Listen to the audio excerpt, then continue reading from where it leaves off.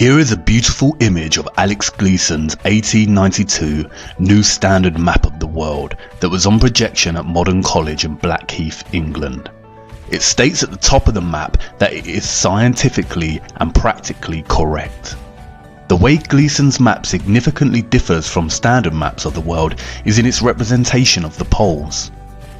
As you can see by comparison with a conventional world map, the primary difference in Gleason's map is that the North Pole is actually situated in the centre of the Earth, and upon first glance the South Pole, or what is known as Antarctica, appears to be missing. Upon closer inspection, however, you realise that Antarctica is indeed present and makes up the majority of landmass on the map. Antarctica in Gleason's map is an encompassing ice ring that covers the entire outer reaches of Earth.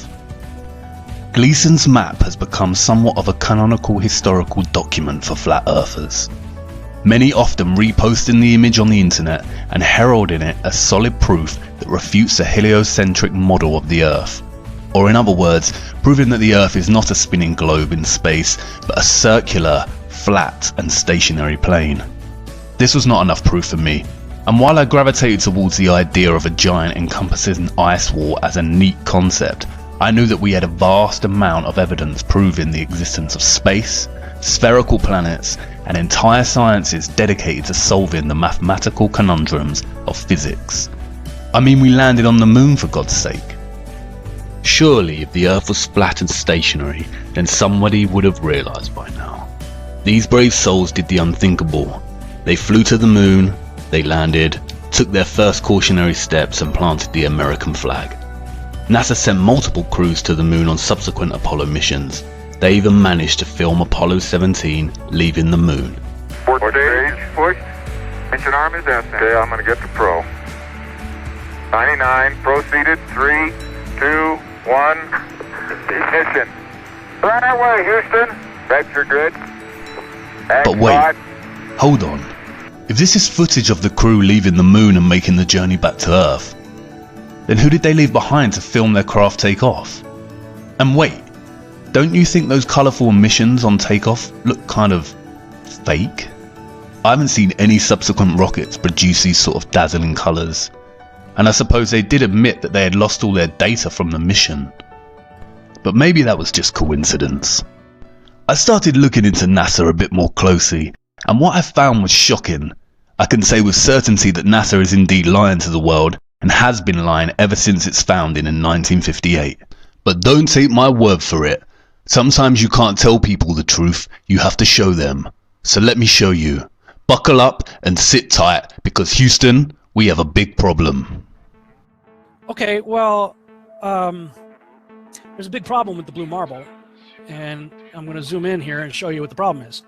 These are all composite images where they are really not very good at Photoshop because they're using the Photoshop clone tool to replicate clouds. This cloud is a copy of this cloud. See the formations? They're identical formations. These right here, side by side, side by side. See this kind of W looking shape right here, replicated right here. This cloud is exactly the same as that cloud. You know, same clouds right there, and same thing on the other side of the world. They got the same thing going on. They got careless. Here, look, 1, 2, 3, 4, 5 of the same formations replicated right there. These two replicated, same exact formations right here. This right here is clone of that right there. I mean, really? So you're telling me that we could take pictures of Jupiter and Saturn, huge, massive planets, and now we're out going to Pluto, but we don't have one legitimate picture of the Earth from space that's not a composite? Click on this picture right here. Supposedly the same mission, same guys that took the picture of the most famous picture of our Earth. I'm going to do save image as, and let's see, Apollo Moon, let's call it Apollo Moon 17. And I'm going to open that in Photoshop. And if those of you think this technical difficulty was planned and think I'm scamming you, go do it for yourself. Because you're going to find the exact same thing. I got nothing to hide here. This is live on the air, okay? I'm going to zoom in on the Earth in Photoshop. You see the Earth? Go to Image, Adjust, Levels, and I'm going to Bring the levels over here. And I'm going to bring the levels up. Uh-oh. What is that? Why is there a square box around the Earth allegedly taken from the scientists on the moon in Apollo 17? And people wonder why I don't trust NASA. That's why I don't trust NASA. Just another example of NASA faking space. Let's take a look here at this supposed image of Jupiter. Nothing more than CGI fakery. The supposed auroras towards the north.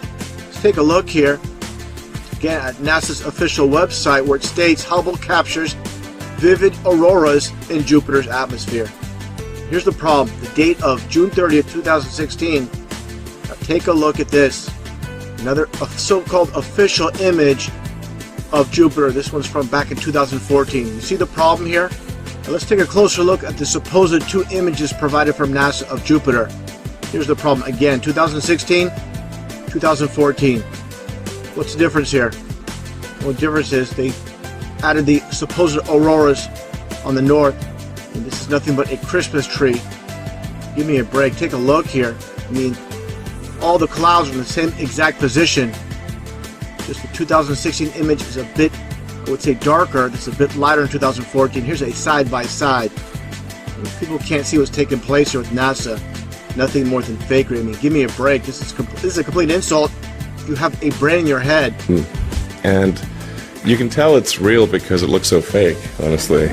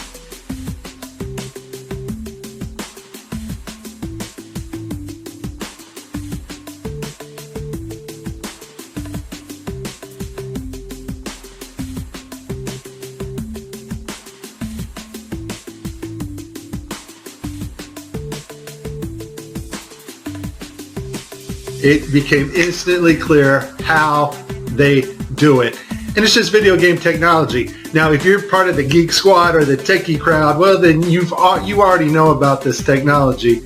And so let's get to the video that caught my attention, and you will see the same things that I saw. Let's watch. We have to introduce the concept of freefall. So let's use this model of Jupiter. And let's enlist the help of a friend, Patsy. You might know her.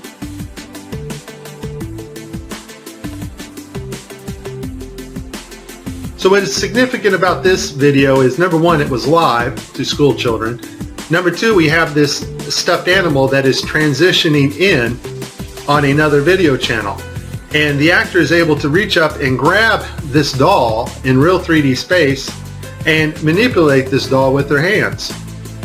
And so the only way you're going to pull that off is with one technology. And that technology is virtual reality.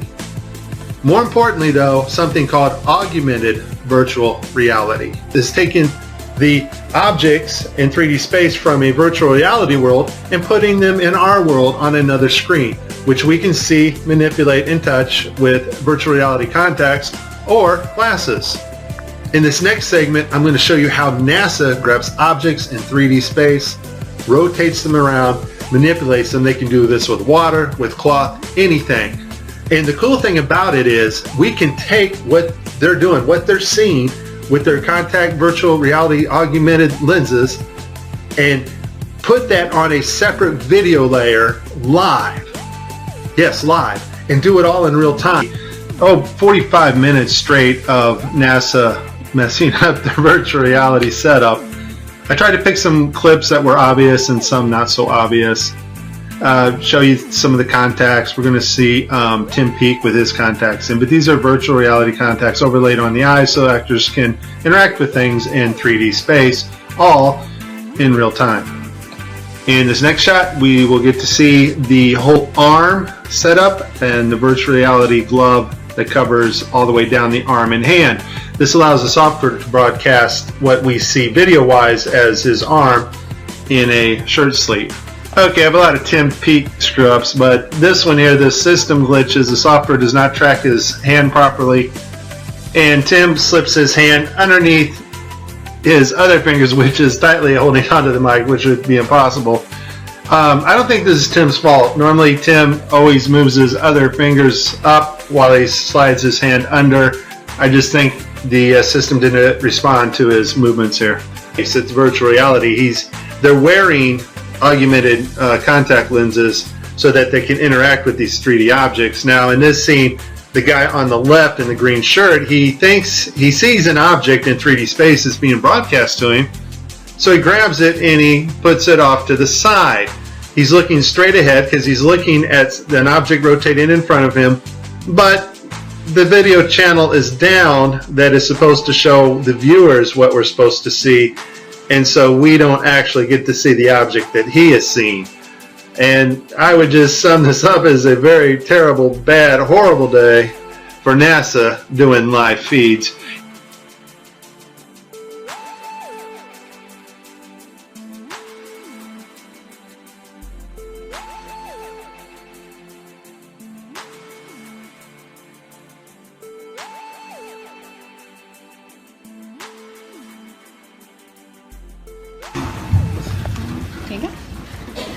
So many times during spacewalks outside the International Space Station, we can see air bubbles rising up. Can you touch on how there are air bubbles in space?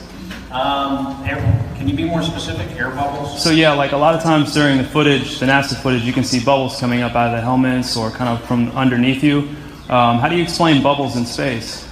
Yeah, I'm not sure exactly what you're talking about. Now sometimes you get water in the helmet, and it's either from sweat or from the cooling garments. And in some of my spacewalks, I had like water in the helmet. Not like I was going to drown in the helmet, but just little bits of water probably came from sweat. Often on the outside of the space station, you'll liberate little pieces of,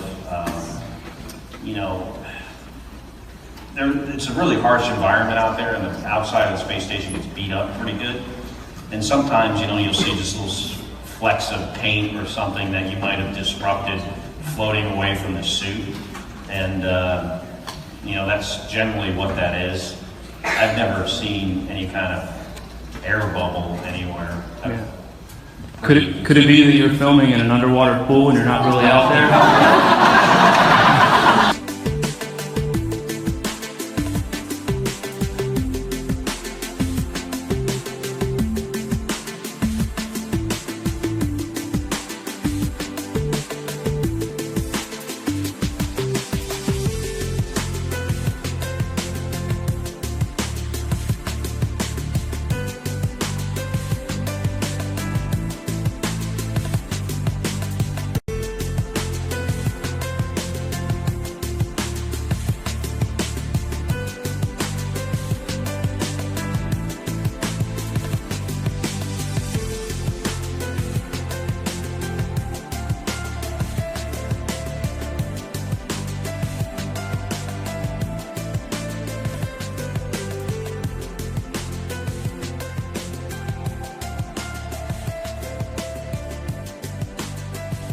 Why don't you swear in the Bible that you walked on the moon? You're the one who said you walked on the moon when you didn't. Calling the kettle black, if ever thought of it. Saying I misrepresented myself. Away from me. You're a coward and a liar and a thief.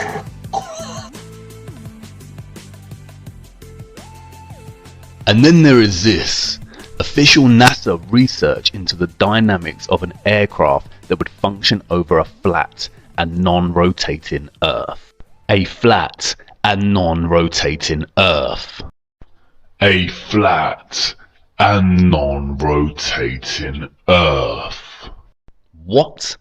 I know NASA has a tremendous multi-billion-dollar budget, but why would the organisation waste funding research for an aircraft that functions over a flat and stationary Earth? I thought we lived on a spinning globe in space. Is this not like Toyota designing a new car that drives through lava? It would never be used and would be a tremendous waste of money. This is all fun and games until you really start to ponder NASA's lies. Why would the biggest space organisation, whose vision statement on their website claims that it is their goal to discover and expand knowledge for the benefit of humanity, lie? And where exactly does their multi-billion-dollar annual budget go? In the last 5 years, NASA's total annual budget between 2016 and 2020 totals over a whopping $100 billion. Why would they commit such fraudulent actions if they want to benefit humanity with their understanding and exploration of space?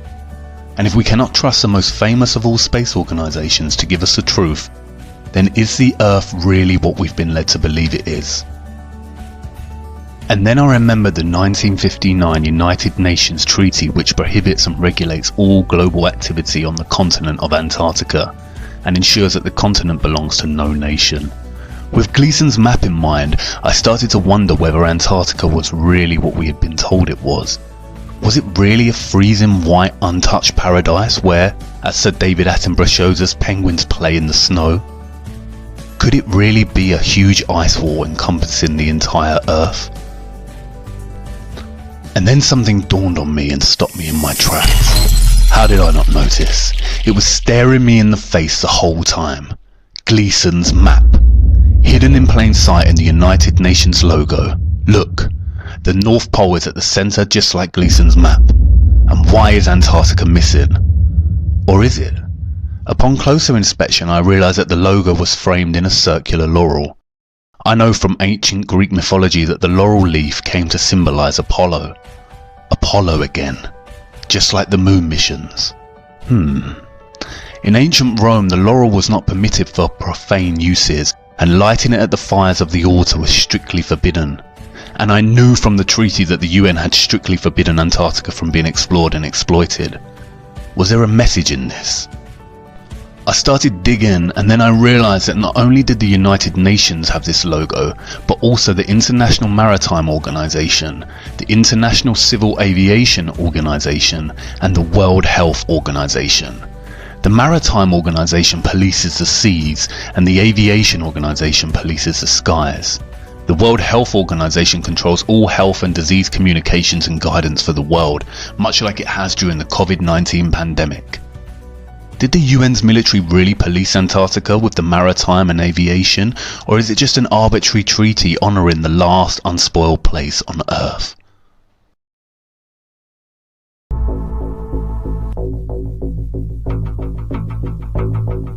Hey, just a Navy destroyer.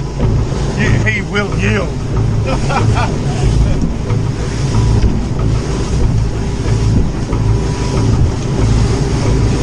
He'd be thinking, that cheeky better not cross my bow. Stop, Josh. They take it seriously. What did they say?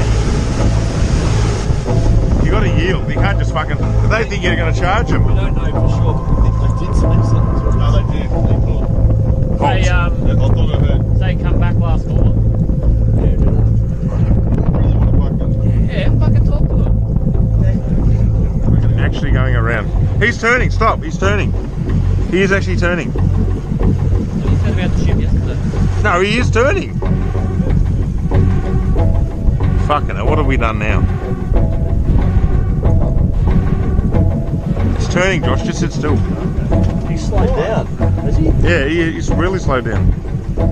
No doubt we were in trouble. What for? It's coming to us. He's got the shits because... This is Warship Hobart, Warship Hobart, channel 16, over. 16. Yeah. Exclusion area, please report your intention. Who the fuck's that? We're heading to the shelf to go... Just say we're out fishing, heading out fishing. No, we're just heading out fishing. Get the dinghies out, boys.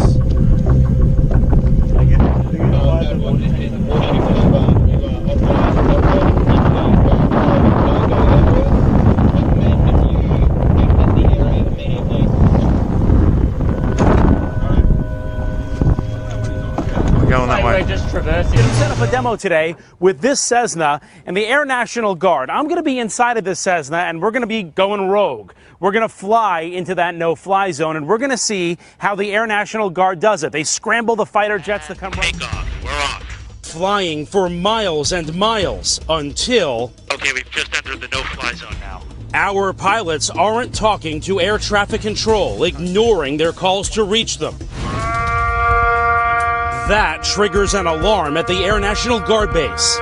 These fighter pilots scrambling to their jets. They're on alert and ready to take action 24 hours a day. Today, racing to their F-16s, suiting up, climbing on board, and rushing to the runway.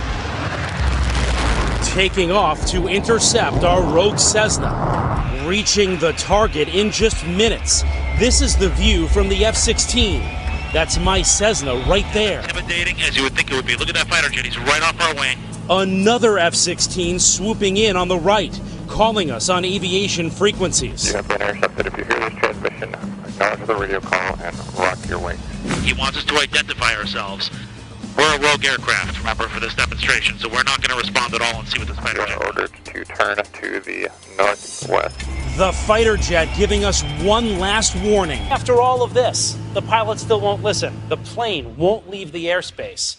Will you shoot them down? If required, we'll execute the rules of engagement per the commander of the North American Aerospace Defense Command. And yes, we would do that. Shoot the plane down. If it meets the rules of engagement, yes, we would, to defend the airspace. Why are they policing the parameters of Antarctica in such a vigilant way? Surely they are just protecting the penguins and seals that we've seen so often in Planet Earth and Frozen Planet documentaries. I don't know, I'm not too sure anymore, because after I stumbled across this.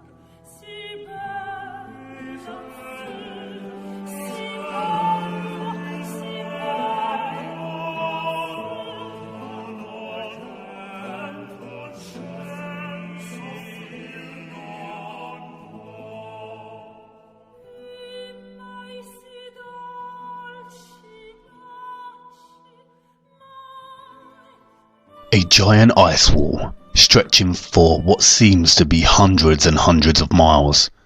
I don't know about you, but I find this footage deeply disturbing. With NASA's lies in mind and that great ice wall looming in the distance, I began to experience what some call cognitive dissonance. I went into denial. Of course none of this could be true, and of course our Earth is a spinning globe as we've been taught throughout our lives. It's one thing NASA lying, but are all the professors and scientists lying too? Is the National Geographic Channel lying? And what about Newton, Einstein, Hawking and Attenborough? Are they lying too? It's a complicated answer, and I will do my best to show you the truth.